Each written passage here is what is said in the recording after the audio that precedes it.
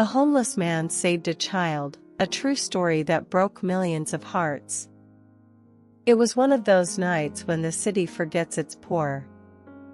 The kind of night when the wind cuts through layers of clothing, and every breath feels like ice. Under a dim streetlight, near the edge of a deserted park, sat Daniel, a man the world had stopped noticing years ago.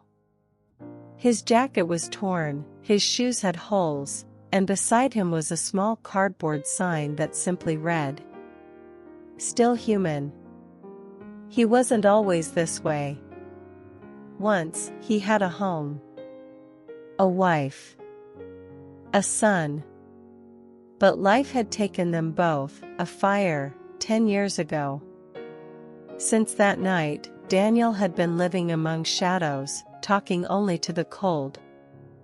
He had stopped expecting anything from the world. Until that night. A cry in the cold. It was close to midnight. The city was quiet, except for the sound of distant traffic and the whisper of falling snow. Daniel was about to curl up in his old blanket when he heard it, faint, almost unreal. A sound that didn't belong to the night. A cry. He froze. It was soft, trembling. The kind of cry only a child makes. He stood up, his joints aching, and followed the sound into the alley behind a row of dumpsters. And there she was. A little girl, maybe 3 years old, barefoot, wearing only a thin pink sweater, shivering on the cold ground. Tears had frozen on her cheeks. Her lips were blue. For a moment, Daniel just stared, unable to breathe. "What are you doing out here, little one?" he whispered, his voice cracking. She didn't answer. She just looked up at him, scared, silent, and so small it hurt. The decision.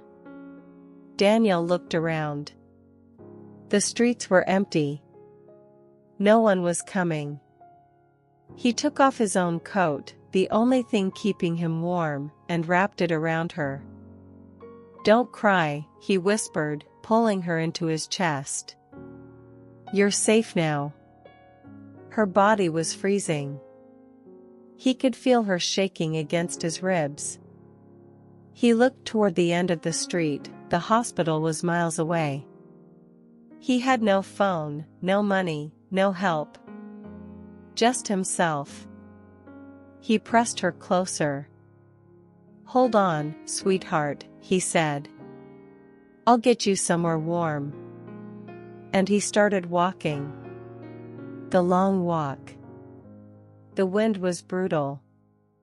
Snow blew sideways into his face, blinding him. His hands turned numb, his feet bled inside his torn shoes. But he didn't stop. Every few steps, he looked down at her, her small head resting on his chest, eyes half open, lips whispering something he couldn't hear.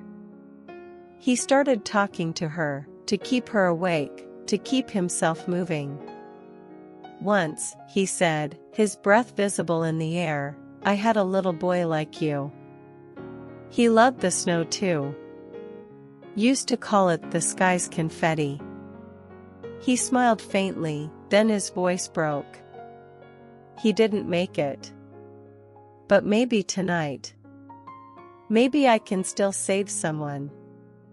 He walked for blocks, then miles. His legs trembled, his vision blurred, but he refused to stop. He had lost one child. He wouldn't lose another. The shelter light. Hours later, Daniel saw it, a faint orange glow ahead. It was the small homeless shelter by the old church. He stumbled toward it, nearly collapsing at the door. He banged with his shoulder, shouting, "Help! Please! There's a child!" The door opened, a woman gasped and rushed forward, taking the girl from his arms. "She's freezing!" she cried. Daniel fell to the ground, gasping. She was alone. I found her outside. They called an ambulance. Paramedics arrived, wrapped the child in thermal blankets, and put her on oxygen. Before they drove off, one paramedic turned to Daniel and said, "You saved her life. If she'd been out there another half hour, she wouldn't have made it." Daniel just nodded weakly. His lips were blue, his body shaking uncontrollably. Then everything went black. The morning after. When he opened his eyes, he was in a hospital bed. 4 tubes in his arm. Warm blankets over him. For a second, he thought he'd dreamed it all. But then, through the curtain, he heard a voice, small, gentle. "Hi." He turned his head. There she was, the little girl. Sitting on the next bed, with a nurse beside her. Her cheeks were pink again. She was holding a small stuffed bear, smiling shyly at him. "You saved me," she said, her voice soft like a prayer. Daniel swallowed hard. I just did what anyone would." The nurse shook her head. "No," she said quietly. "Most people walked by. But you stopped." Tears filled Daniel's eyes. For the first time in years, someone was looking at him, not as trash, not as a burden, but as a person. The bond. Over the next few days, the doctors kept them both for observation. The girl's name, they learned, was Lily. She had been missing for 2 days after wandering away from her neglectful home. Every morning, she would sneak into Daniel's room, climb onto his bed, and sit beside him.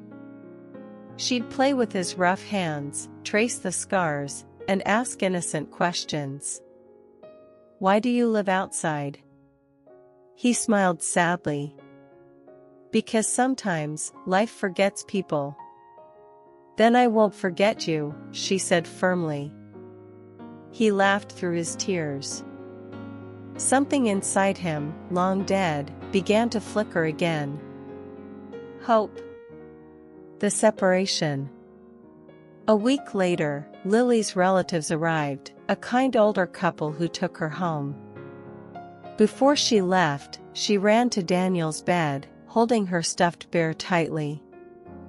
"This is for you," she said, giving it to him. "So you don't get lonely." He hugged her, eyes wet. "I'll be okay, little one. You just be happy."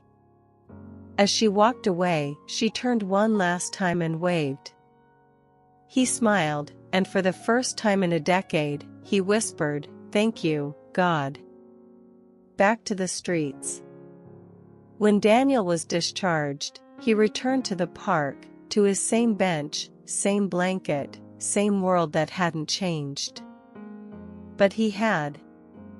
Every night, he looked up at the stars and whispered a name. Lily. He didn't know where she was, or if she'd remember him.